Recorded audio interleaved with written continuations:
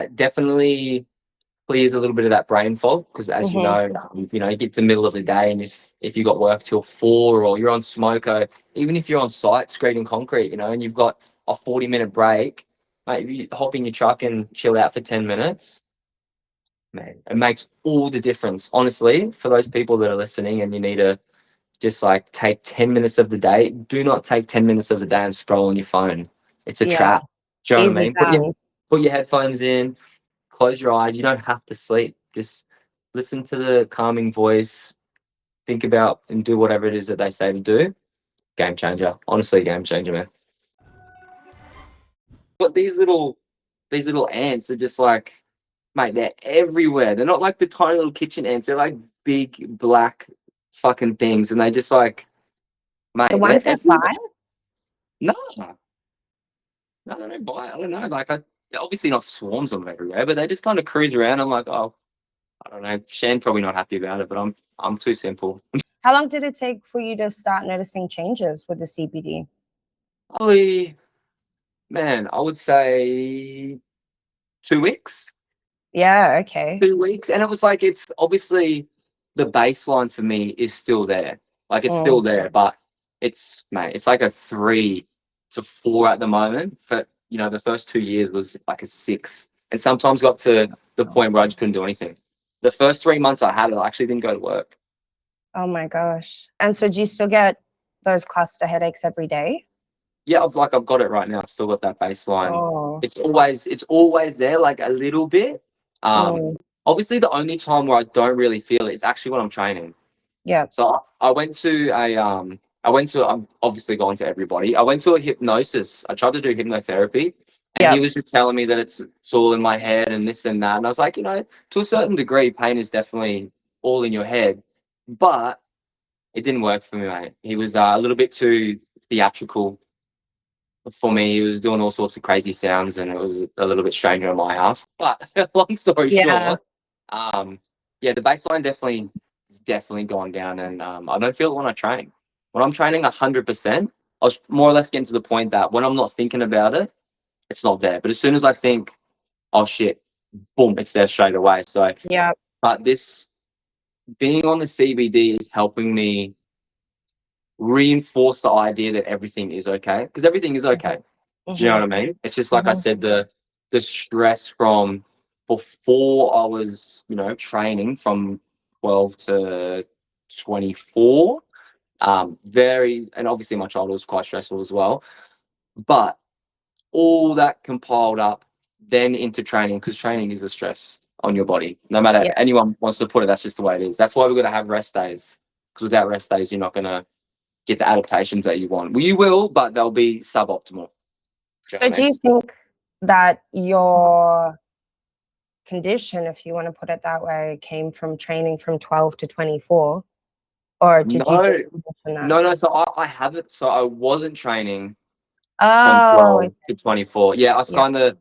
Long story short, a bit of a backstory. I got onto Instagram, and I haven't really spoken too much about it. But from about 12, it was, I wouldn't say heavy drug use, but it was pretty heavy, mate. Like, and drinking as well. So every single weekend, I was doing everything you can think of. And then as I got to, 14, 15, it was every second or third day of the week.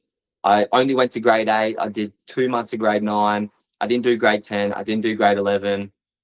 Just, I was enrolled in places, but I'd go there for 2 weeks and then they kicked me out just because I was a fucking menace, man. Absolute menace. And then I went back in grade 12, actually. I went to a flexi school, Arethusa. Shout out Arethusa. It was sick. But yeah, long story short, did 12 months there, and they gave me my grade 11 and 12 certificate. Wow. God knows how they did that. I'm not too sure if it was even legal or not, because I don't remember doing much. But hey, long story short, it happened. And then, yeah, then obviously all the way till I got sober and clean about 2 years ago. Obviously, life stressful, man. Super, super stressful. Obviously, Yeah. dealing with addiction and all the rest of it. And as you can imagine, like 12 years of, I would say, moderate to heavy drug use and alcohol, pretty Yeah. stressful. And then obviously getting into training, I kind of use that as an escape. And then Mm. training hard 3 to 4 hours a day, and my body just kind of I think he just kind of just said, fuck you, like, you need to chill out, brother, like, and gave me no choice but to pull back. And obviously from this condition or whatever you want to call it, I've gotten more or less into my strength and conditioning, learned so much more, like a lot of mobility, you know, a lot of manual release techniques, and just heaps of stuff. Nutrition, that's how I actually started to dive down. Eating clean, because I was thinking about, you know, anti-inflammatory Mm, diets, yeah. and oh man, like the rabbit hole, just massive rabbit hole just from this. But you know, learning from my mistakes or my trials and tribulations, it helps you learn what other people need. Do you know what I mean? Yeah. But yeah, Absolutely. that's the goss. Yeah, that's a lot. And thank you so much for sharing and being open. It's on that last point as well. I mean, I suppose you wouldn't be where you are if you hadn't gone through all Oh, of that you just described as well. of course, So, yeah. mm, mm, No, definitely no regrets, man. Like if I could change anything, I wouldn't. For yeah. sure. Yeah, for sure, man. And what, because it was so long, and I guess we know how hard life can be and how hard it is to break habits. What drove you to change everything and be sober 3 years ago? Was it the cluster headaches, or was it just an amalgamation No, so all of those events? cluster headaches that actually came after I got sober. Wow. Yeah, Okay. so while I was running amok being a bloody unit, mate, I was sweet. I was punishing my body, doing the worst of the worst. And Mm, then as I thought, okay, sweet, I'm gonna get my life together. Let's just like yeah. we'll up for a little bit. Then they started to come about like 3 to 6 months into my sobriety, whatever you want to call it. Mm, But yeah, what made me want to change, I think, obviously it wasn't the first time that I try to get sober. Like I've always trying to get off the alcohol or trying to get off the drugs or whatever it was that I was doing. I tried hundreds of times. Oh my gosh, these flies everywhere. Um, I tried hundreds of times, man, and I think it was just a compounding effect of just um, so many horrible things that, you know, people that can relate, just, you know, staying up for a day or two, and then you get into these real fucked up headspaces, and it's disgusting. Like it's a disgusting feeling. Even drinking all the time, you know what I mean? Waking up after a bender, and then, you know, you've done all these stupid things, and people are recording you, and you see videos of things like that, and you know, it's definitely an escape overall. But you mhm, know, I had a good support system. I've got my partner Chantel. yeah. Obviously, she holds me down, and she's a big part of the reason why I got sober. And she was the same. Obviously, I won't share her story, but as I was kind of getting sober and clean myself, she was doing the same thing. But she started a long time before me, because obviously she's got kids, so she had to pull up a lot earlier than me. But you know, just watching her and how she moves and all the rest of it, yeah, that's kind of the reason why I wanted to change my life, man. Yeah. And I suppose a support system and that connection plays such a significant role. And I've worked in the space for so long as well, not even taking into account the personal side of things. But that's the one thing that's reiterated so much. There's a massive sense of loneliness that comes, it seems, Yeah, for some people, because there's a change in everything. Not only it's like that waking up, that almost change of identity, and the people that you're around, the change of environment, and that can be super isolating and hard. So a good support system is so important. yeah, Um, but yeah, to your point about escaping, and it sounds like you realized it was just everything that compiled yeah, that 100%. moment. It was actually a day after. I'd actually woken up, and this is gonna sound horrible, but it's just, look, if you're from that life, it's just the Yeah. way it is. Like, I had a lot of friends pass away, so Hmm. Hmm. within like a 4 year period, we've had like 9 friends pass away, and obviously before then we'd had mates pass away and things like that from just like, you know, drug overdoses and just doing stupid stuff, and um you know, just not living the right way, and accidents happen. It Mm. actually made that call a day after a good friend of mine, Runesi's Josh O'Kelly, after his wake. So I woke up the next morning or 2 days later, let's be real. And yeah, just that was it, you know, depends on what you believe in, if he gave me that little extra push or but yeah, that was kind of the deciding factor. Another good mate of mine from my childhood actually said to me at that wake, he honestly thought he was going to be me next that was going to die. So that's kind of something that's been, you know, rattling in my brain when I woke up, and I was like, oh fuck, something's got to happen. That's kind of what happened there. Yeah, that's a lot.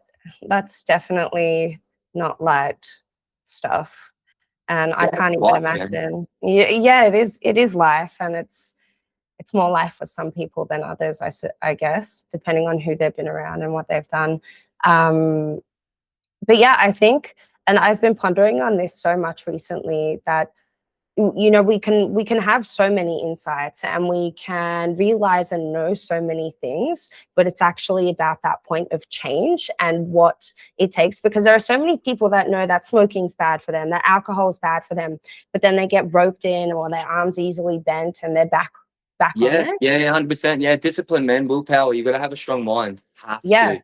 Well, what do you think is the key, or like, what do you think is the most important part of this? Because discipline has so many parts. If you're to think about your whole journey and that driving factor under that insight connecting to the change, what would be that key if you were to say one thing? And of course, the key to actually going through and becoming disciplined, I doing guess. it.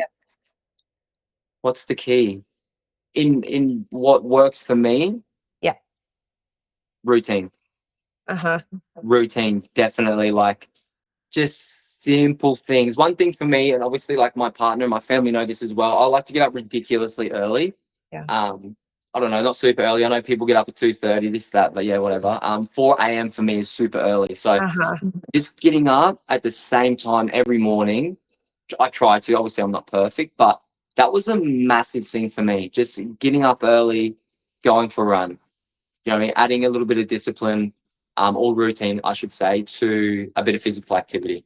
Just working it and working it and working it. Days I didn't want to, days that I wanted to go hang out with the boys and this and that. But yeah, definitely routine, and knowing that. And obviously, I didn't just come up with one habit and follow it and I got it right away. It just doesn't work like that, unfortunately, or everyone would be super disciplined robots. Over the years, I've learned that it's not glamorous. You know what I mean? Learning the difference between motivation and discipline. Do you know what I mean? Motivation is the starting block, gets you rolling. And then normally the motivation disappears. I still get a little bit of motivated sometimes, obviously, because you watch yourself do some training, or you watch one of your mates win a fight or something. It builds a little bit more motivation, but motivation disappears, man. And you got to understand that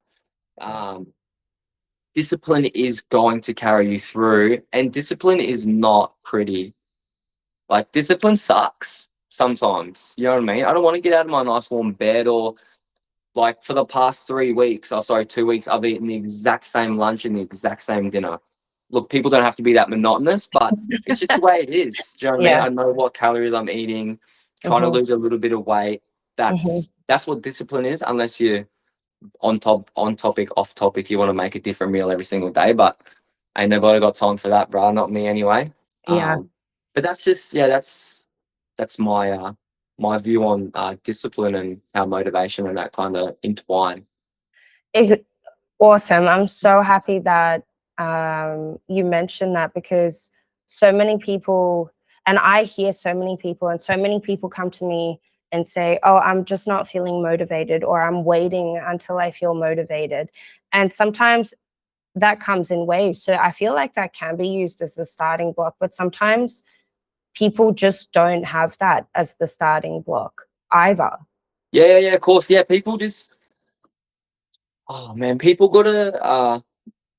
need to find their why.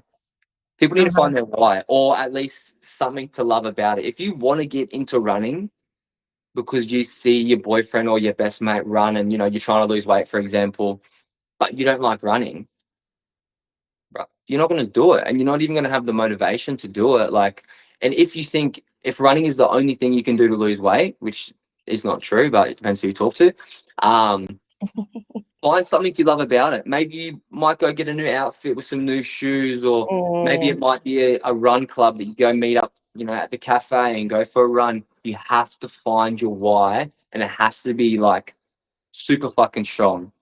Your why has to be so strong that when that motivation does kind of shoe, I think that's massive, man, massive.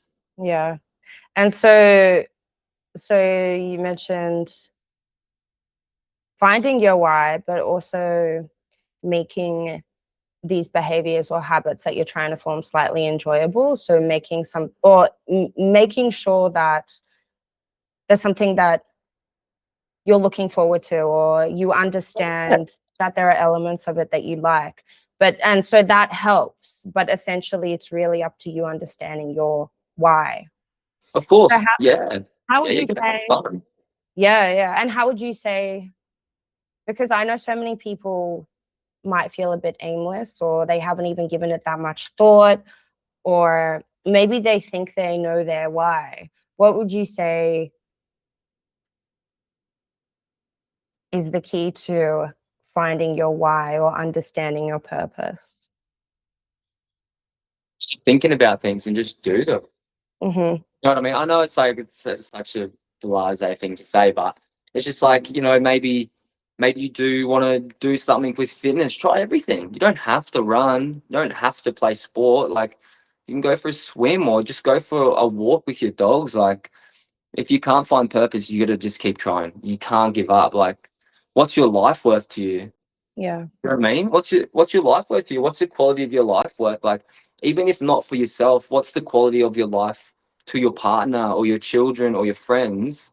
Because if Mm-hmm. you're not gonna go out there and give things a go or get healthy, because obviously this is what we're kind of talking about, getting healthy and improving your own quality of life, man, how's your partner or your kids gonna look at you in 10 years? Like, is that your what you want to put on show for them? Even if you don't have kids and a missus or a boyfriend, like at least for your friends or social media, do it for someone else, man. Do you know what I mean? Like, just stop thinking about things. Go out there, enjoy yourself. If you're single, go somewhere else and try find a chick or a bloke, or just do anything, like anything to get you out of the house. And I can guarantee you, you'll figure it out. You'll 100% figure it out. Like, you haven't failed unless you stopped. If you've stopped trying, then you failed. Mm-hmm. But until then, there's no such thing as failure. You're still moving forward. It's just slow progress. Am I on board there, or am I just blubbing on? No, I think that's really interesting and absolutely valid. One of my friends actually was telling me the other day that trying is where it's at. I mean, you can't do more than try.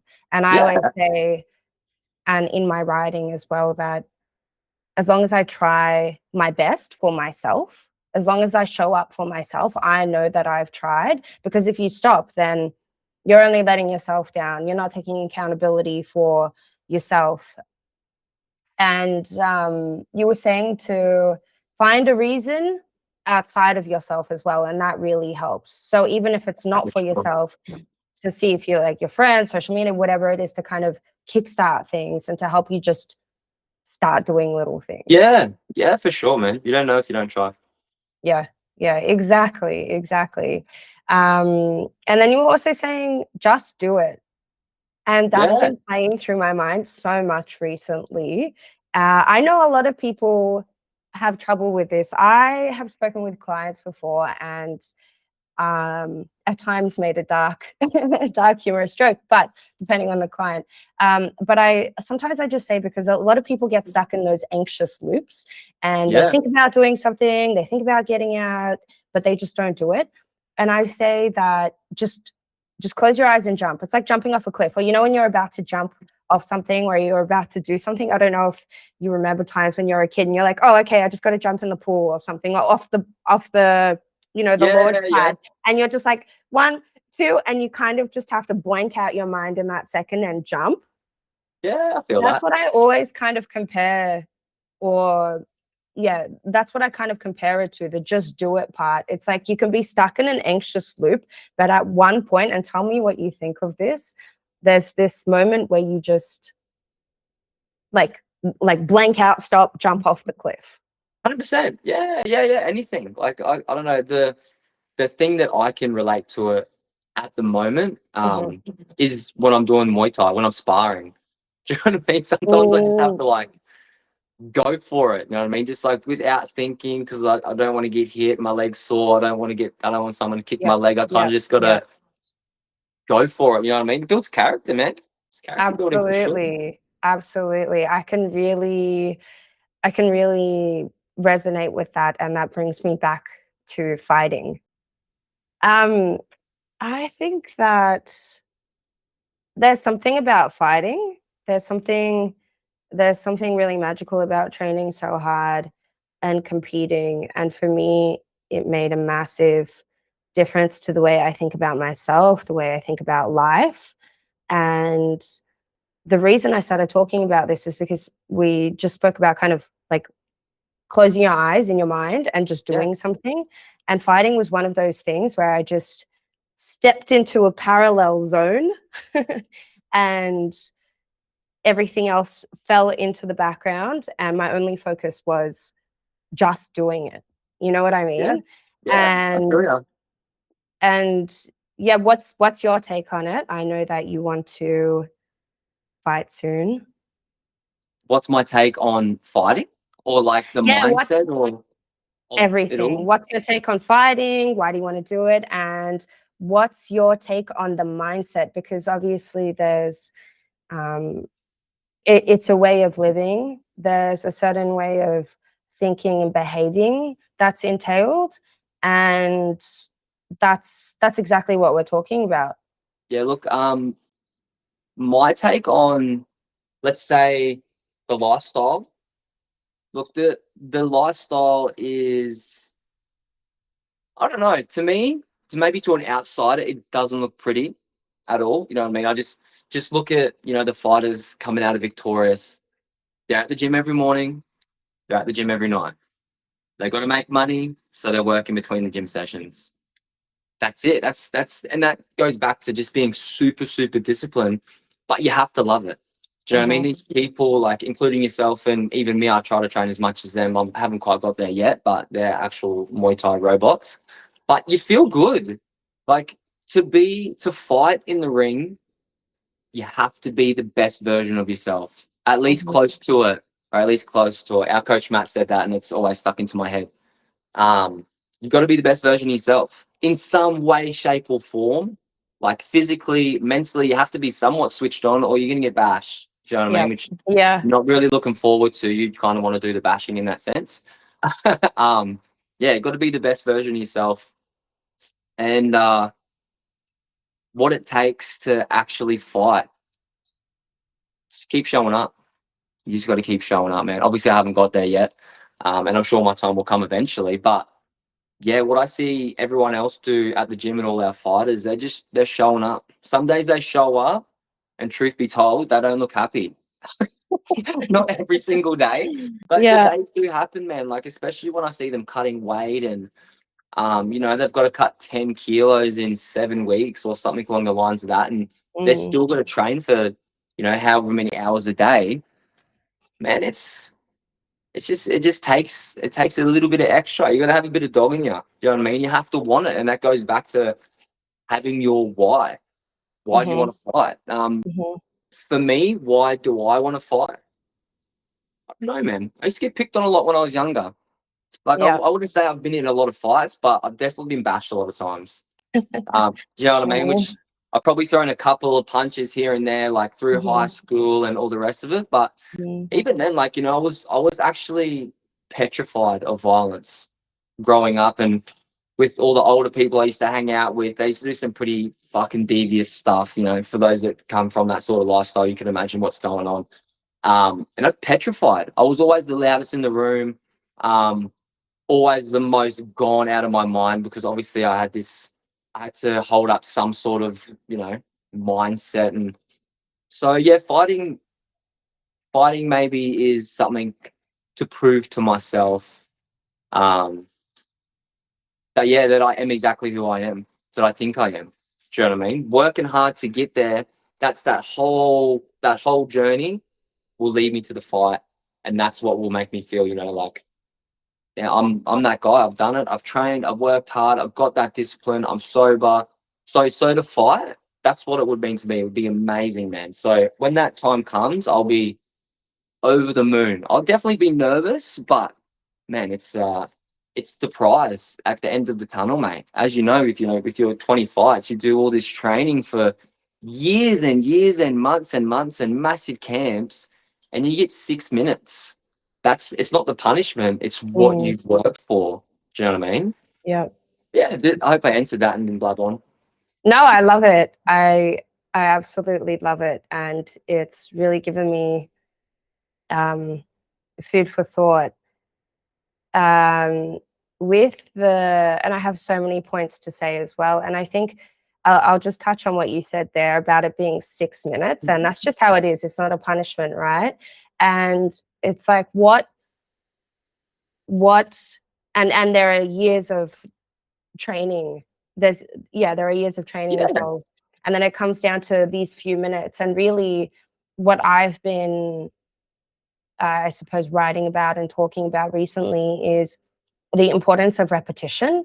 And even in my own training here, I've kind of been coaching a Vietnamese girl, and she's been really sweet. And I tell her, and she asks me questions, and I say, well, after repetition, your body becomes used to it. And my old coach used to say when I was fighting, just repeat it, so that when you have nothing left in you, when you have no gas left in you, when there's just nothing, no brain, no thought, nothing, your body's already just going on auto. So when you get into a fight and there's adrenaline pumping through your system, buttloads of cortisol, and your gas tank is just gone like this because you're so nervous. Like, what do you have left? What you have left is what you've just been practicing for so freaking long and repeating for so long as well. And I wonder what you think, and I wonder how much that reflects routine, and like how that links in with routine, because routine essentially is repeating the same shit every day, whether you like it or not. That's actually, that I think they're two on the same. I was actually thinking that as you were saying that. Yeah, for sure, man. Like, I think that's what discipline is. Discipline is the countless reps that you've put in to an act outside or inside of the gym. So when you don't have motivation, or like you said, no gas tank and everything's going through the roof and shit's hit the fan, that's it. You build that robot. True? Yeah.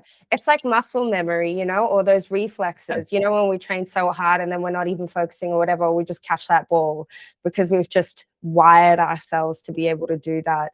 And I suppose I can touch on some neuropsychology here. So do you know much about neuroplasticity?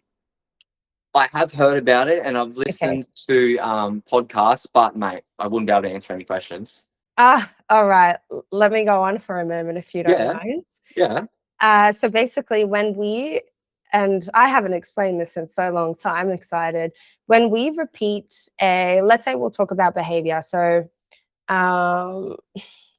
give me a behavior that might be hard, or that you might want to set, or one person might want to set their routine around. Set their routine around food. Food. Okay. Give me something a little bit more specific. Double click. Eating at a particular time. Eating at a particular time, okay, and maybe not eating after a particular time. Yeah. Okay, so eating at a particular time, I don't know, let's say a dinner or something, or not eating. I don't know. I don't struggle eating at a particular time per se, because I'm always like, I don't mind eating, right? My thing is not eating at certain times. I don't know about you, but I know some people maybe like late night snack or whatever. Anyways, okay, so back to it. With neuroplasticity, so there's a neuron, let's say, and there are neurons that connect with other neurons, and they build that neural network, right? Yep. So the more times basically that they connect with each other, the stronger that neural network becomes. The fatter the neurons themselves actually become. There's this fatty layer around each neuron called the myelin sheath.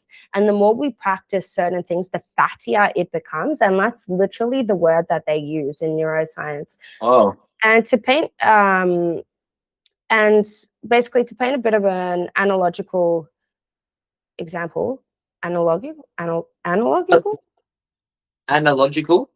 Is that a word? I think so, mate. I'm not the English teacher, mate. I could be wrong, but I'm sure those that are listening will pick onto whatever it is that word you're saying. Yeah.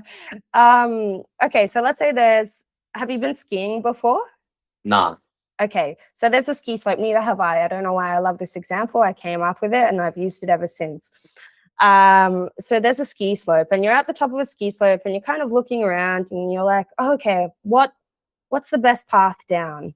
And you look around, you're like, oh, okay, there's minimal objects on that side, not so many trees, looks smooth enough, I'm going to go down that side. And that's the moment we decide to partake in a behavior, for example. It can be anything. It can be a good thing, like eating at a certain time, or it can even be a bad thing, like smoking, right? So it works both ways here. So you go down the ski slope and you make it down to the bottom and you're like, fuck yeah, that was so fun. Awesome. Okay, I want to do that again. So you come back to the top of the mountain and you look down, you kind of look around, but you see the path that you went down. Everything was smooth sailing. It worked out fine. Let's go with the smoking example in this case. It looks fine. You can already see the really, really light grooves that you've put through the snow. Yeah. They're like, you know what? I'm not going to look for another route. That was enjoyable the first time. I'm going to do it again. So that's like smoking a cigarette, right? You don't really feel the consequences of it. Went all right. You got some social validation for it. You had a little chit chat. All right, okay, that wasn't bad. I have nothing against it. I'm going to do it again. So you go down. All's great. You come back to the top of the mountain. You're down for a third trip. You're looking. Grooves are more deep by this point. Yeah. Easy peasy, piece of cake. I'm definitely going to take that route. And so the story goes on. You keep going. The grooves become more imprinted and it becomes a no-brainer. The grooves are deeper. Your track is set. I know it's not absolutely realistic, but you get the gist of it. I get it. I love this. So I love this analogy. So it's like even like with this ski sled, like the grooves are there, the path is paved, and you're just paving it more and more with each repetition of the behavior, of each repetition going down. But one day you get to the top of the mountain and you're keen to go again, but there's word of an avalanche coming, some strong winds. You're like, fuck, okay, I can't really take that route. But you're looking at it, it looks fine, but you know that there's bad weather coming. You know that there might be some obstacles down the road, but you can't see it. So then you're tossing and turning with yourself at the top of the mountain. You're looking around, you're like, oh, do I do it? Do I not? And this is where people get stuck in that kind of relapse zone, or that that conscious battling that goes on. The two voices inside the head, the devil and the angel sitting on your shoulder. Do I do it? But I know it's bad for me. Do I still go because it's there? It looks fine. Anyways, let's say you pick a different path down the mountain. That goes okay. You're like, all right, I managed. I did it. I went down the mountain once. And by this point, it's a hobby. You're like, you're tied to it, right? You go down. There's incentive. We got to keep going. Yeah, I feel you. And it works out fine. So you get back to the top of the mountain, you know that there's another path, but though the first path that you initially took, the grooves are really entrenched. You're really familiar with that route. It looks fine, but you know it's not going to be fine. You know you have to change the route. And there's the other route that you just started with, like really kind of soft grooves. So basically what we can do is we can mirror this with the neural network, right? And I know I'm going on for a hot minute. No, I'm with you. Okay, great. So basically, so let's say we're standing back at the top of the mountain. It's like the decision to do a behavior that you know might not serve you, or to keep going with another one. And what helps with that is the repetition, right? So with the neural networks, you can create a neural network for a behavior, and the more you do it, the more automated it becomes, kind of like catching that ball without looking, because you've trained your muscles, right? So you got that muscle memory, you got that reflex. Yeah. The same with the brain, right? So we're here and we've trained ourselves to do something. You know, when it's like you're sitting at your desk and you don't really want to use your phone, but you just find yourself picking it up anyways without even thinking. Yeah. But that's, you've done it so many times. Like those first few times that you did it, it was conscious. You're like, I'm going to check my notifications or I'm going to send an email. But then these days it's just like, you're not even close to thinking about it and you're already picking it up. So this is the really fatty network that we've developed here, the fatty neurons that bridge together to form that network. And then it takes that moment of sitting at or standing at the top of the mountain, the peak, to quarrel with yourself and be like, okay, well, I'm going to try and change. And so what we do is we try and create or establish another neural network, or it could be a pre-existing one, right, of not touching our phone and perhaps taking a sip of water, right? But at first it's really like flimsy, it's really weak, the neurons are really thin, you know, but the more we do it, the more we consciously stand at the top of the mountain and go, okay, I'm not going to use my phone. I know it's not good for me. I can sense it's a habit, but you're not fully understanding it. I'm going to take a sip of water instead. So that's this getting bigger and bigger and fatter and fatter. I'm So with that's you. like I'm with us. you. Yeah, it's like us retraining a muscle, right? So it's like if someone's already like been doing push-ups wrong or something, and then you have to retrain it. It's like slowly, but surely that then becomes the automated behavior or the automated action. I love that. So too, I feel like this fits in very well with the routine notion that we've been talking about. Kind of the repetition, the establishing of things. We know that routine is good, it feels good, but and we can explain it in so many different ways. And I suppose there are so many, like we can talk about it, we have this insight to it, but then we have so many questions and we struggle. Like, how do we get into routine? How do we become more disciplined? How do we make it fucking stick? Yeah, I feel that. You know, Mm. one thing that's actually popped in my mind, and I don't know why I didn't mention this earlier, but something that I do religiously is I write everything down. Yep. I write everything down. So if I actually want to get something done the night before, what I'll do, oh my gosh, what is going on with my phone? When I want to do something and I want to stick to the routine, I'll write it down. Yep. Like I'll write out. So the night before, so last night, before I went to bed, I'll just write down all my tasks. And truth be told, every single page, is exactly the same. Like I'll just literally rewrite the exact same things the next I day, do and as I'll put a well. little box next to it, Yeah. and I'll tick it off. Yeah. And I might get to the end of the week and flip over the last 7 pages, and there'll be one thing that I haven't been doing because I'll cross everything off, and it'll be the only thing Yes. that I haven't done. So then I'll Yeah. go back and I'll get that done. And do you know what I mean? That's when it comes to that type of thing. Yeah, definitely writing things down, man, is absolute game changer. It gives you a bit of what's the word I'm looking for? Like Accountability. yeah, absolutely. Accountability. Yeah, like if man, excuse my French, but you feel like a bit of a shit cunt if you just keep writing the same thing down every single day and then you don't do it. And you're like, bro, come on, like what's your Yeah. issue, man? Just wake up at 4 o'clock or just wait till 12 o'clock to eat. Like it brings things to your attention as well. You could use that in the sense of, training. So I'm going to go to training at 4:30, write it down. I'm a bit of a madman. I have things plastered up on the walls and mate, yeah, I've always got something different. At the moment, I've got a piece of paper above my scales and I write things down in the hallway. I've got a bloody piece of paper in the lounge room. I've got a chin-up bar that I walk past that says do 5 pull-ups, and I've got stuff in my room. I just like random little notes. Looks like a bit of a mad scientist house some days, but it's just man, it keeps me accountable. Do you know what I mean? And if I'm not telling anybody, and truth be told, I do blab on about what I'm getting up to and hyperfixate, to my partner and my best mate and things like that. But they can only hear so much of me or what I'm getting up to. So I just write everything down. So, if anyone's listening and they're trying to figure out how to start or how to keep themselves accountable, like we said at the start, the support system's great. But write it down. Write your stuff down, man. Write your list. Say you're gonna do it. Even if you don't want to and you think that's a little bit how you're going, still journal.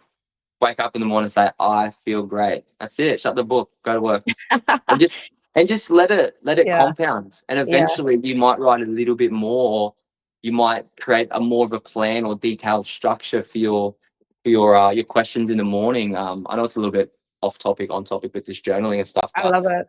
man, game changer, absolute game changer. You listen to any motivational video on YouTube or top dog in any industry, they all journal. They all journal, and 80% of them do some sort of breath work or training or meditation or Oh, something like that, and then yeah. some sort of training. Most of like really smart people in the world that I couldn't even tell you their names, just because I've listened to a couple audio books and they've rattled off so many different people that I don't remember now. But most of these top tier people, they're athletes, man. Like they've got records. They were in, college or high school, wherever you are in the world, and they've done serious things with their athletic career. It intertwines straight into the both of them. But yeah, journaling, meditation, and a bit of I training, love man. that. You want to be top tier. You know, you and I are so similar in that sense, because as soon as you started saying you even write down the same things every day, and there might be that one struggler, Oh, I mate, was it like, happens. I do it. I love writing it down, and I suppose you're letting yourself down if you just don't follow through with it. It's in your Yeah, face, and it creates that dissonance as well. So you know, in the back of your mind, you're like, I know I didn't do it. You're just letting yourself down. It's like having someone say to you, "You're not doing it. You're not doing it. You're not doing it." Instead, it's the page. What do you think? And I have two questions. One about writing, though. What if people think that writing with a pen and paper is lame? Like, what if they want to type it in their phone? Me personally, I'm a big fan of writing with pen and paper, and I yeah. think it has a really different effect. But what's your take on it? And what would you tell other people that think that it might be a bit lame? My take. So I've tried both. I've Mm-hmm. tried both. I've tried the notes in the notes in your iPhone or your Samsung, whatever you got, and I've tried writing stuff down. For me personally, anytime I write anything in my notes besides the programming I do for my one-on-ones in the gym, any type of like journaling or plan making or anything that I've got to write down or do a voice memo into it, I don't know. I don't have I don't have that connection to the task at hand or whatever it is that I'm writing, Yeah. because so used to just picking up your phone. For me personally, I'm not a big fan of social media and technology and stuff. I'm a bit of a old soul in that sense. I think it's absolutely horrendous unless you get it to work for you. But why I say that is because most things I do on my phone, if I'm, posting content or doing something work related, which is a small amount of time on my phone, everything else is brainless. Yeah. I'm looking at camping stuff, or I'm watching a YouTube documentary on some random village or some old lady cooking pasta in Italy. Like just like stupid stuff, mate. Like, and it's just so mindless that for me, when I'm putting stuff into my phone, it just kind of goes into that category of mindless stuff. But then when I have my book or a piece of paper, I've got that book. It's there, and I've only written down the things that mean something to me, or I got to get that done. And it just like, that's it. I don't have to have my phone anywhere near me. I can just go to the cafe or go lock myself in the room, look at what I've got on that piece of paper and write it off. It's a physical, I've got no idea. You might actually know about this. But something to do with doing something mentally Yeah. and adding on something physical, it Mm-hmm. helps solidify the habit. Or I don't know, I've listened to so many podcasts, but I've Yeah. got the memory of a bloody goldfish. But there's something along the lines of writing something down and doing something physical and having that in your mind.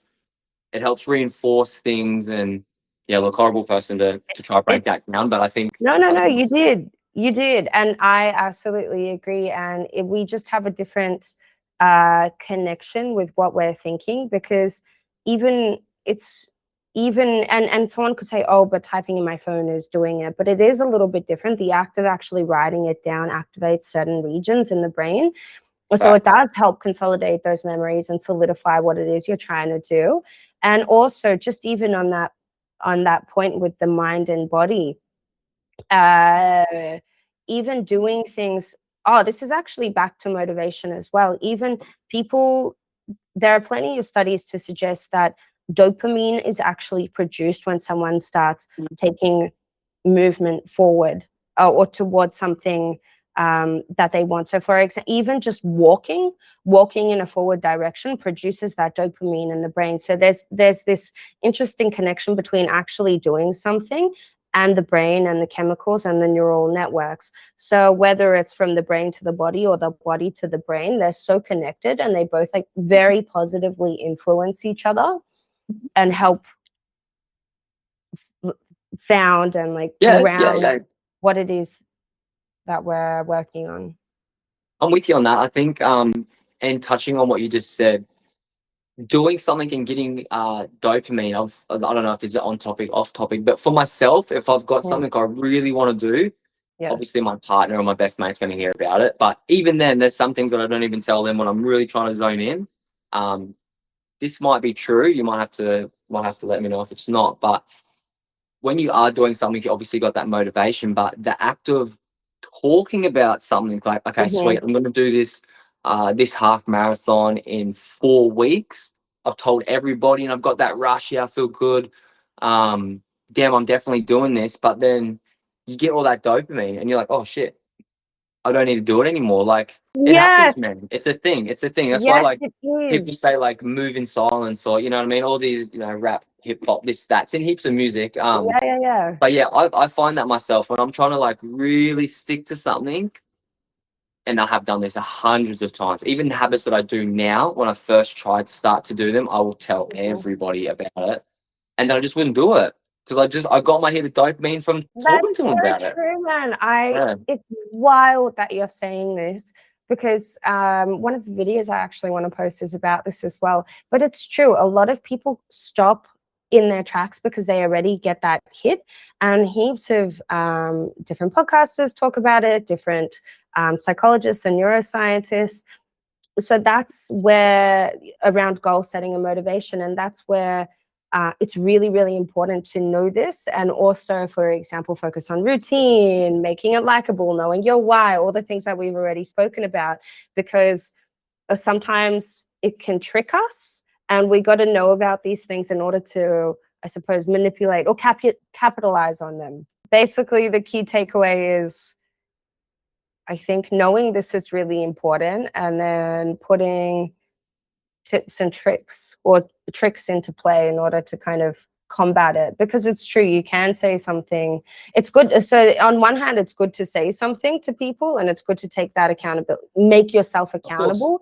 But on the other hand, you're shooting yourself in the foot, because you're already getting that hit of dopamine, you're already satisfied with what you've done, and then you walk away. So it's like, well, how do we then continue? And that would be, well, obviously where that journaling comes in. Yes, exactly. Write it down, or just telling your mate or your missus or whatever about it. But that's it. Say it once, let your actions prove a little bit more, you know. And you mentioned meditation, so I just want to touch on this one as well before we. Yeah, let's do it. So I'm gonna let my sausage dog in. She's got attitude. Oh, so cute. She's gonna sit at the door and just bark. So meditation in so many different forms. Do you know what I mean? When I say meditation, even for me, first thing comes in my mind is like someone cross-legged with doing these ones and just breathing and stuff. But you don't have to do that. For me, my type of meditation, I do NSDR every single day. Do you know non-sleep deep rest? Yes. So I do that like pretty religiously, man, every single day. And obviously I got into that because of my headaches that we spoke about earlier on. And yeah, that's kind of my meditation. Obviously, for me, training is also a form of my meditation as well. I've got a motorbike. I like to ride around, and that's also a form of meditation. But yeah, I think if you have something that can quiet the mind, and in 2 categories as well, that could help. Obviously, a meditation that you can do every single day or multiple times a day that isn't gonna absolutely destroy you. So for me, obviously, I've tried to do this. I can't just train for 4 or 5 hours a day, 7 days a week, and that be my emotional regulator. look, mate, it doesn't work. I tried my absolute hardest. I died in the Yeah. ass, but being able to have at least two of those different types of activities that can help quiet your mind, and not quite to the point that there's nothing there.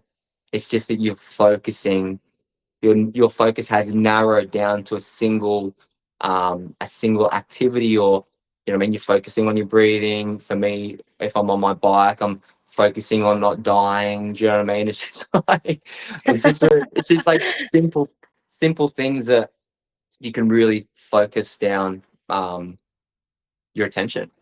Totally, totally. And there's also a notion called flow, or the state of flow, and it's part of Eastern philosophy. And there's some incredible neuroscience behind it as well. And it's this state that describes the feelings of mindfulness and meditation that are represented by this calm and this focus. So it's like a state of flow, and that can be done with anything like washing the dishes. It can be done when you're doing maybe a low order task. Some people say driving is low order task because, you know, people Yeah. drive and they think, I don't know, I don't ride a motorbike, so Flow I feel state, like yeah, it's like no. slightly different but similar. Flow state would And be probably the best way to put into. yeah, yeah, I love the word flow, just being in a state of flow. And that's what I personally would describe what you mentioned there as well. And I just want to ask you about the non-sleep deep rest, or just meditation that you might do throughout the day at home. Could Mm. you, if someone wanted to get into it, is it simple enough for them to get into Oh, it? for Like, what can sure. people do? For sure, yeah. So like I got into non-sleep deep rest because it was so simple. I Uh-huh. didn't want to like, I know someone might say sitting down and focusing on your breathing is simple, but it was too much. I didn't want to sit, I didn't want to sit down and focus on my breathing. It was like too many things. So I listened to some podcasts and things like that. And but what I would do if I wanted to get into it, go onto YouTube and type in Ali Booth. She is so good. She's got like the most chill, calm voice. And all you do is just lay down, put your headphones in or some music, and just listen.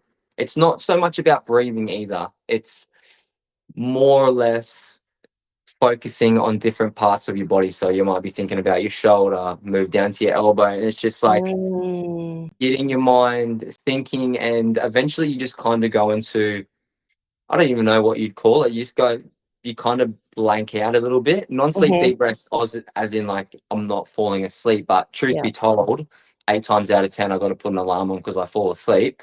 Wow. Even if it's a 10 or 20 minute, but just goes to show how relaxed it can get you.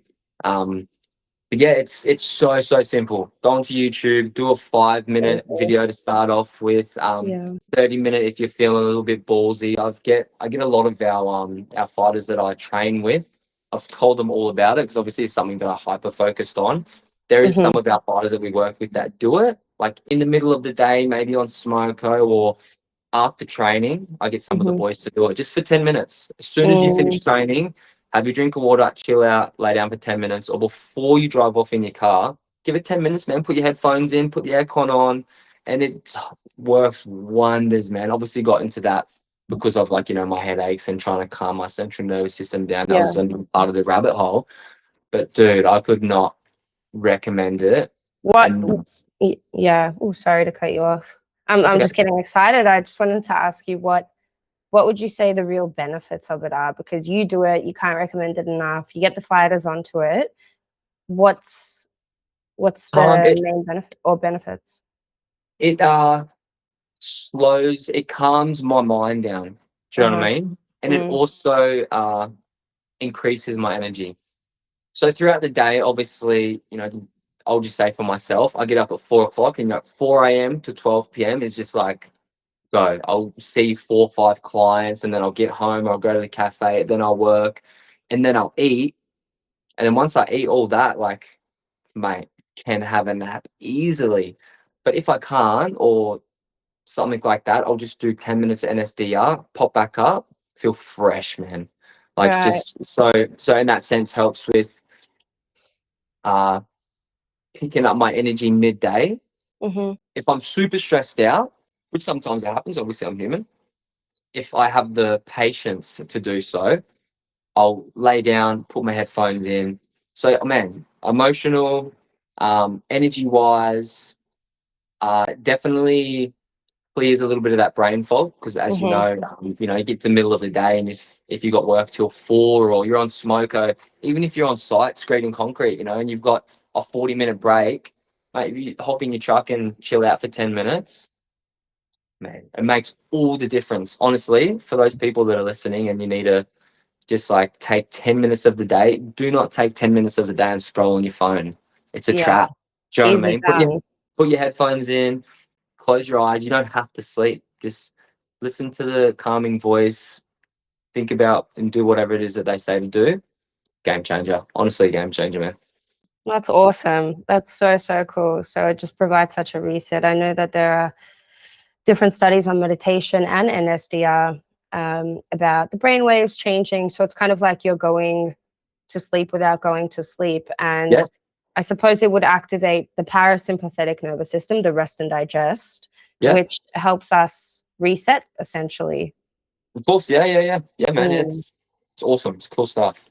Yeah, the meditation's really a really, really good one. And it's good to know as well that you don't have to sit there and pretend you're a Buddhist monk and have an empty mind. Yeah, I always tell people meditation is not that as well. I think it's gotten a really bad rap or some like woo-woo rap that a lot of people don't have yeah. the patience for, or they don't even want to sit That's down. As soon as there's the word mindfulness or meditation, people are like, eh. So NSDR might be a good little twist to it to get people in the loop. And it sounds so technical that maybe people are a bit more open-minded to it. I know breath work is also like that. So I always have to preface any of this that I say with, I know it sounds lame, but give me a second to explain yeah. it. It's got a horrible rap, man. It's got a Oh, horrible rap. Like I tried breathwork for ages, but that shit was crazy, man. Especially not for me trying to calm down. For me, breathwork did not calm me down, and I mean like breathwork as in and it's great stuff. Just for mhm, me in my situation, it didn't work mhm. for me. My ultimate goal was to calm myself down, not like bring myself up, and yeah, it just What didn't work breath for work me. were you doing? I watched a channel on YouTube called Breathwork Beats. Uh-huh. I don't know if you ever heard of them, but No. there was a lot of they had like, have you done much breath work yourself? Yeah. Yeah, so there was like different ones like the breath of fire, which was just nasal breathing, but Mhm. then it was through your diaphragm and then you'd stop for a second and then you do like there was a Wim Hof uh technique and you do that, but then you'd follow. And then there was a lot of breath holding as well, which I thought was actually super, super cool. And I feel like I should Yeah. get back into it once everything Yeah. kind of calms down with my headaches and my nervous system and that. So lots Mhm. of breath holds. There was lots and lots of breath holds within this Mm. type of breath work. But I know there's lots of different types of breath work. Like even, doing yoga when you breathe in for 3 seconds and hold for two and then you breathe back out for four. That's essentially breath work as well. So Yeah. I think I was definitely on that more extreme side. I would sometimes like Get see weird dizzy. things, but probably because there was no oxygen getting to my brain. Who knows? Who knows? I'm definitely Literally. And yeah, that's why I was asking as well, because there are two different things from this point of view that breathwork can do. It can either activate your sympathetic nervous system, which we know is the fight and flight, the mm, I'm ready to train, I'm ready to crush it, I'm ready to run, I'm ready to kill it. It's the nervous system that developed in response to threat back in yeah, the yeah, yeah, evolution, yeah, of in course. terms of evolution. And then there's breath work that can help activate the parasympathetic nervous system, which is that state of calm, which is that rest and digest that NDS also gets on non-sleep. No, NSDR gets Yeah, on yeah, yeah. too as well. And so the main thing as well, and it's really, I feel like you might know a little bit about this, maybe more than me, I'm not sure, but in terms of oxygen production in the bloodstream, like nitric oxide and oxygen and the differences? No, Okay. I don't know too much about it in sense of like what meditation does and gets oxygen Yeah. to your bloodstream and things like that. Don't really know enough to really speak about it in that sense. I'm not really the facts guy in that. I might botch it up. Well, I might botch this up as well, but I'll give it a good go. So for me as well, I have been trying to focus on meditation and breath work. The way I get into that meditative state or being where I have enough patience to sit for at least a few minutes is via breath work. I used to be really freaking anxious, and sometimes I get it as well, but I used to be really anxious. I mean, like couldn't move, couldn't breathe, anxious. And I didn't know I was living in such a state of anxiety, and I learned this around the time I was actually fighting professionally as well. Again, my nervous system was really pushed, but it was before that. When I woke up, before I even opened my eyes, I could feel my heart thudding inside my chest. My chest would squeeze physically. Like that's the type of anxiety that I got and I get sometimes. And that shit's hard to breathe through. I mean, people go, oh, just breathe. And I always thought it was a bunch of baloney. I was never one for it. But recently, and I would say over the past year, I've been focusing on breath work and on and off as well. I'm getting back into my routine right now. But what's really interesting is we know the box breathing, right? So in for 4, hold for 4, out for 4, hold for 4. And then you start again. And once you get better at it, you can increase the numbers as well. I know some people do 10, although 10 is massive for holding. And there's something really interesting that happens. And through my psychotherapy training, I've learned this. There's something interesting that happens during the holds, especially, and the holds after the in-breath and the holds after the out-breath are different as well. They feel different. And that's where a lot of kind of meditation and mindfulness can come into play as well. But basically what happens is when we do breath work that focuses on the in-breath and a lot of breathing in and extending the in-breath, what that does is it activates our sympathetic nervous system. So it kind of wires us a little bit. It increases the oxygen production in our bodies and we're ready. We're going. So if you think about hyperventilating, we're breathing in, right? Yeah. Right. And what are we doing? We're getting ready to kind of, respond to a threat. And when we focus on the out breath, or there are breath works or sessions that focus on elongating the out breath, like, and then holding, what this does is it actually encourages the activation of the parasympathetic nervous system, the rest and digest. So it actually slows us down, right? So then we hear all these different combos and we're like, what the fuck is the difference, right? Breathing in for 2 seconds, holding for 3 seconds, out for 6 seconds. And you're like, I don't understand what the numbers are and what I should be doing. My really, really simple rule of thumb is this: if I'm feeling anxious or if I want to calm my nervous system, I still do for example, in breathing, hold, out breathing, hold, but I make sure that I'm really focusing on the out breath. So elongating the exhale. Yeah. So I can breathe in for maybe 4 seconds, hold for 4, elongate the out. And what that does is I really, really feel a change and it calms me. And I sleep so poorly. But what this does as well is if I do it before sleep, sometimes I just pass out and I don't even remember the next morning, which is really, really, really cool. And there are some apps that can help with it as well. There's maybe what the fighters might like. There's an app that I was using. I want to get back into it. It's called Stamina. And it pops up with all these things to pay for it. But yeah, I just press X. But what you can do, and then it says CO2 or O2, like which kind of breath work do you want? I love that. And what this does, it's kind of like the Wim Hof. It focuses on holding the breath, but there are 2 different versions, right? So Wim Hof specifically, and I could be wrong, I could be botching this, but from my understanding, you hold the breath on the in, right? Yeah. So, and what's this? This is breathing in and this is holding. This is really, really focusing on the activation of the sympathetic nervous system. This is really focusing on like hyperventilating, like, right?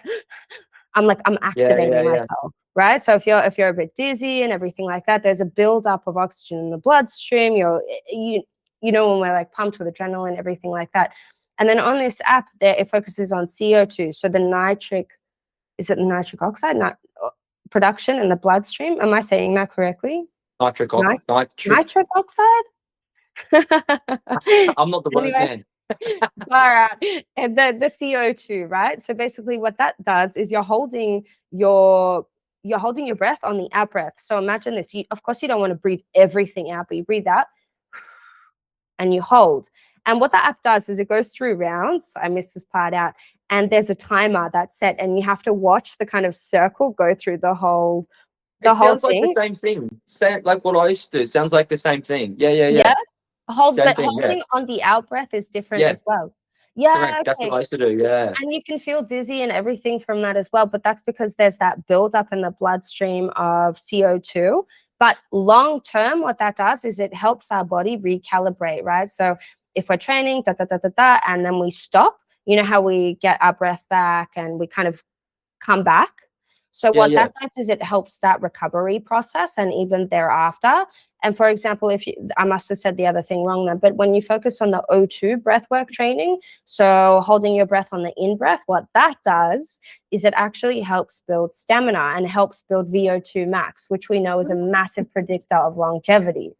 I love And that. this I is love that. breathwork, man. How cool Yeah, is that? I love that. Yeah, I actually kind of bringing some memories back, but I actually listened to a book and I actually what's the word I'm looking for? I've sent this into the fighters group chat or whatever. It's called the Oxygen Advantage. Nice. I don't know if you've ever heard about it No. on Spotify. Game changer, man. Obviously, it has all these different breath work activities and things of that nature. Obviously, not the breath work beats that I was talking about that just kind of made me hyperventilate and it wasn't the best for me. But through there, I did find some breath work techniques that would help. So, like you said, on that out breath, one thing that I always remember is the longer breath out will calm you down. Yes. And so, yeah, like shorter breath in, longer breath out, calm you down, and shorter breath out, longer breath in will kind of start to build you up. So obviously, with some of the fighters when they need to catch their breath back, those first couple of breaths in between rounds or in between training, it's just a slower out breath, and you will 100% get a hunger for air for those first 4 to 5 breaths. But after those first 4 to 5 breaths, do whatever you want. Just don't breathe in through your mouth. It's an absolute trick. Don't do it. Breathe in through your nose. That's what it's there for. And yeah, game changer, man. Yeah, I'm massive with our athletes about not panting because you don't get as much oxygen into the blood, obviously, when you're breathing through your mouth. And it's a bad habit. We never used to do it. It's only something that we've picked up over the last 100 years is mouth breathing. I don't know if you've probably seen things about it on the internet and. I have some question marks around the whole mouth breathing thing, and super interesting. And I think what in line with what you said, what awesome techniques to know. I think in general, even if you're not a fighter, just breathing. But in terms of the mouth thing, you know, I've seen mixed research on it because essentially there was this period of time where I don't know if you noticed, but everyone like on YouTube and stuff, they're like tape your mouth and all the nose strips. Yeah, I was part of that cult. Yeah. So there's science behind it apparently, but then I was watching something a bit more recently, I would say a few months ago, and it was this breathing expert. I can't remember his name now, but he does a lot of he's an expert in understanding like the lungs and the alveoli and how it expands and types of breathing and diaphragmatic breathing, yada yada yada. And he said that breathing in through the nose only is because it was a Huberman podcast, because he was asking. I've seen it. I know the one have? you're talking about. Yeah, I've seen the one. Yeah, I'm a big fan of Huberman. And Huberman asks if breathing in through the nose does in fact mean that your oxygen is different, like it's producing a different type of oxygen. And this guy turned around and said no. Yeah, he was. He's the guy that has. I could be wrong here, and I could be botching it, but he's the one that has the inhaler that strengthens the diaphragm. Is this the Oh, I same had bloke? one. I don't know. Yeah, yeah. I'm pretty sure. I know he had one of the blokes on there. I know he's had a couple of ones on breathing and breath work and things of that nature. But yeah, I'm pretty sure one of the podcasts that he's done. Yeah, he Hmm. was swear by mouth breathing, but obviously to strengthen that diaphragmatic muscle in your stomach to help with the Hmm. breathing through Hmm. mouth breathing. Hmm. But me personally, obviously, I haven't gone and looked at 1,001 studies, cross-referenced all these things. But Hmm. me personally, and talking to our fighters that have listened to this book, the Oxygen Advantage, and put some of those breathing techniques into Hmm. play, especially when it comes to nasal breathing, Yep. man, absolute game changer. For me, my recovery's gotten better. Um, can go harder throughout rounds. Obviously, especially if we're talking about Muay Thai, there's a lot of like mouth breathing going on because people are making their crazy sounds and their war sounds when they're fighting and punching. But Yeah. for me, the first 15 to 20 minutes, it's all nasal breathing. It's all nasal breathing. And then when I really got to start putting some power into it and I can't keep thinking about what's going on, it's always in through your nose, out through the mouth. Yeah. And you can recover just through your nose. For me personally, it's worked amazing. And for the fighters that I've Yeah. done and worked with, worked really, really well. But there is a bit of a disclaimer when first listening to this book that I'm talking about. They say that it might actually impede your performance for the first couple of weeks. So when Mm. people start to do it and they're not used to it, they're like, and I've seen it happen, it's just like they're breathless, man. They're breathless. They can't do anything. So obviously they're not used to it because you're not getting as much air, or at least it doesn't Yeah. feel like it anyway. Yeah. So if you can push through those first couple of weeks, you know what I mean? Don't have to, but or listen to the podcast if you want to get a little bit more information about it. But man, once those first couple of weeks are done, game changer. And like I've had asthma my whole life as well, and dealing with that helped heaps as well. If you've got asthma and you want to find ways to get through those attacks without using your Ventolin, listen to the podcast. Obviously, it's not a medical podcast listening to, but hey, there's different techniques that could 100% help. And yeah, recovery, especially for athletes and fighters, and it goes back to stress. It is essentially breath work. Yeah, man, yeah, game changing podcast. If you wanna I love suss that it. out, What was for it sure. called? The Oxygen Advantage. It's The on Oxygen Spotify Premium. Advantage. Yeah, it's got a little Cool. PDF that comes with it. So as you're reading it, obviously go on Spotify, you got your three little dots at the top. You can click on it and you've actually got like a 10 or a 20-page PDF that it comes with. So you've got all your breathing techniques on there. And man, it's cool. It's a cool That is podcast. Man. I'll cool. definitely suss it out and try it for yourself. Obviously, don't listen to me and try it for yourself. Yeah, absolutely. How cool. And yeah, and this is where maybe breath work is in our lives more than we realize. For sure. For sure. Mm. Yeah, yeah, yeah, for sure, man. Yeah, well, everyone's got to breathe, mate. You know what I No, mean? It's there. yeah. And I was just playing devil's advocate as well. I mean, I'm so for the nose breathing. It's really hard, it's like for me as well. I have a deviated septum. I had a good journey with my nose over the years. But Yeah, I'm cool, mate. all Yeah, for it. cool. And I suppose I always want to get to the bottom of it. Is it good? Is it not good? What's the goal? Yeah, But it's really cool to hear that it's been helpful for you and others. So we spoke about your journey with the cluster headaches yeah. Cluster headaches and and a CBD. Did we touch on yeah, that? yeah. We Or just touched on the started? cluster headaches, the CBD, and then that moved into discipline from there. Like We I did don't a know if lot. you got it, but I got it on my recording, and I'm happy to send it through. But yeah, we definitely touched on that, especially when it comes to people making excuses. People are making excuses. Do you know what I mean? And Yeah, that's through our own journey, talking about like our own trials and tribulations, and still showing up for training. Do you know what I mean? It's all hard. You got to choose your heart. But yeah, it definitely is. touch It on that. is. And then knowing your why, Yeah, helping it be a little bit more enjoyable, doing things that you actually like, writing, journaling, yeah, meditation and breath work, yep, yep. NSDR. Yeah, I'm glad you're into Huberman as well. That's cool because NSDR is a Huberman thing. Yeah, well, that's where I heard it. It's the Yeah, first thing me I heard, too. man. Yeah, Me yeah, yeah. He's too. the goat, man. I He is. honestly have questions if he's even human or not some days. Yeah. But if he's human or not doesn't bother me, mate. You just give me the information. If you Yeah. are a robot, mate, all good. Don't stress. I'll Totally. listen. Totally. I love that. I love that. Thank you so much for jumping on. I know we've had some chats outside of this and they've been super fruitful. So I hope some people can pick up and learn some valid, valuable, useful bits from our conversation. And Yeah, if sure. anyone wants to know a little bit more about you, where can they find you?